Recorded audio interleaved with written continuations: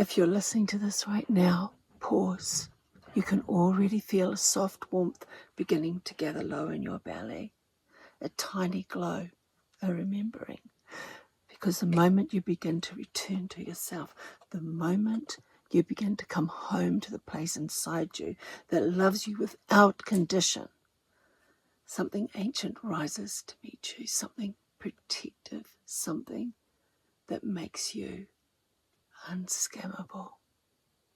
There was a time after Sue died when the nights were so long, so cold and so unnervingly silent that I would go days without hearing another human voice, just the hum of the fridge and the ache of my own breathing. That kind of loneliness does something to you. It softens your edges. It opens impossible doors. It makes the body ache for any voice, any touch, any presence that might feel like warmth. And I realized with a shock, I was the perfect target, prime, ripe, wide open. I even told my children, if a scammer ever wanted someone, a widow living alone in the dark, this is it. There was no shame in that. It was simply human truth. Grief creates openings you don't even know are there. But somewhere in the middle of all that darkness, a very clear, very quiet truth rose inside me.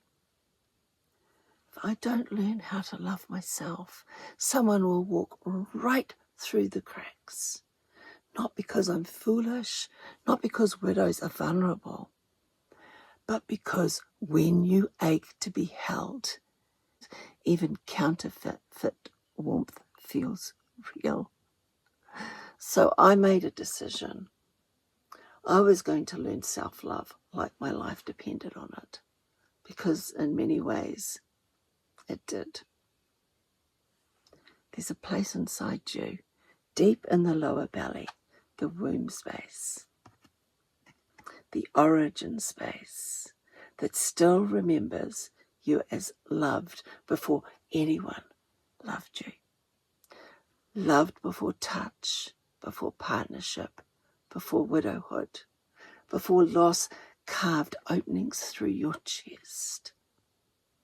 This place, this warm, ancient, mothering place, it's what scammers cannot reach. Because when you're held from the inside, every false voice feels wrong. Every misaligned intention tastes bitter, like lemon. Every too good to be true message lights up your body with a quiet, unmistakable no. This is discernment, not from fear and not from cynicism either, but from the womb remembering. I belong to myself. I am already held. So I began learning fiercely how to love myself.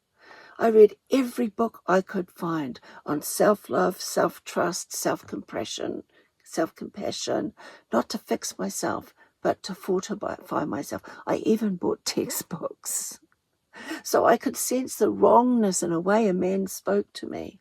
So I could feel the hollowness behind a message that mimicked affection. So I could block quickly for the smallest reason and never second guess it. And slowly, I began to create benchmarks in my body. Loving Sue taught me what true love feels like. It's expansive, it's real, it's human, and it's rooted, it's grounded. And later, a man I met online, a real one, a good one, raised that benchmark again. So now when I'm unsure about a man's honesty, or his intentions, or his energy, I ask my male friend the same question, and I compare the responses. He's become my calibrator, the benchmark that reveals the difference between a real man's coherence and a scammer's emotional fakery. And my body now knows instantly. A real man responds with consistency, with coherence, with presence. He holds you. A scammer glitches. He can't hold the thread. He breaks the pattern. He alternates anger with over-the-top fluffiness. Self-love trains your nervous system to recognize this truth. Place a hand on your lower belly, right there over the warm place that remembers you, over your womb space, and breathe gently, slowly. Let the warmth gather beneath your palm. If you've been a mother, remember that sensation, the quiet miracle of holding life inside you, the tenderness, the protectiveness, the way your body shifted to make space for someone you loved before you even met them. Now imagine, just for this breath, that you are the one being held in that same way. You are the one being nurtured. You are the one being protected from the inside out. And then let this whispered intention rise in you like warm honey. May I be held inside my own love. May I be nourished from within. May I be guided by the truth in my belly. This is the mother before all mothers. This is a warmth that cannot be faked, imitated, or manipulated. This is a love that makes you unscammable. And if you're listening to this, feeling that familiar tug, the loneliness that creeps in at night, the longing to feel chosen again, the ache that makes you question your own worth or second guess your boundaries.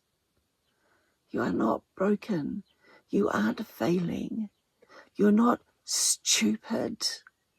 You're standing at the exact doorway where women either collapse inward or rise into a deeper love of themselves. Unbinding the threads is where we walk through that doorway together, hand in hand, where the grief-softened cracks are tended from the inside, so they no longer make you vulnerable to false love, but available to real love, where old loneliness unravels, old patterns dissolve, and your discernment becomes a living, breathing shield built out of self-love itself. If you're feeling that pull in your belly right now, that's your deeper wisdom saying it's time. Whisper with me again. May I be held inside my own love. May I be nourished from within. May I be guided by the truth in my belly, and type it below to anchor your intention. May you return to the place that first knew you. May you remember your own warmth, your own worth, your own belonging. May you be nourished, protected, and restored from within. Because when a woman is loved by herself, no one can save her.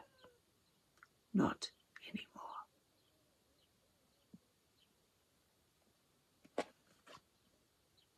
This card, the womb, is a very simple card. It doesn't really speak to the power of the message.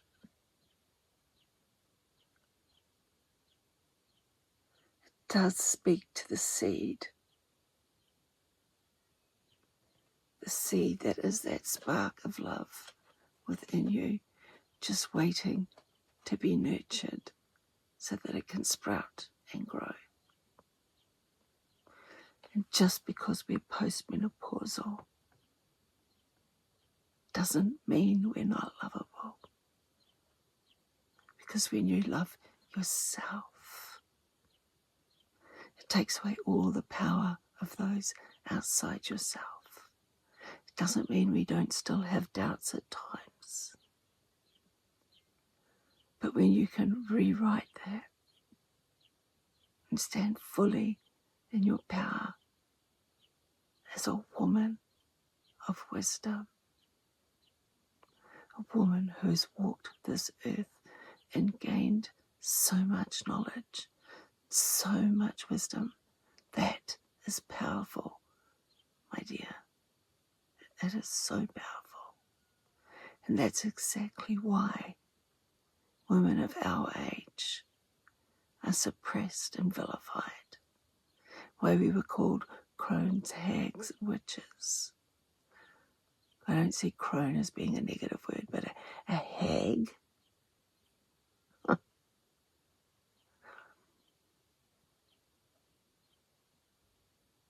It's a moment we step fully into our own power. Own it. Own it, because you are beautiful in that power.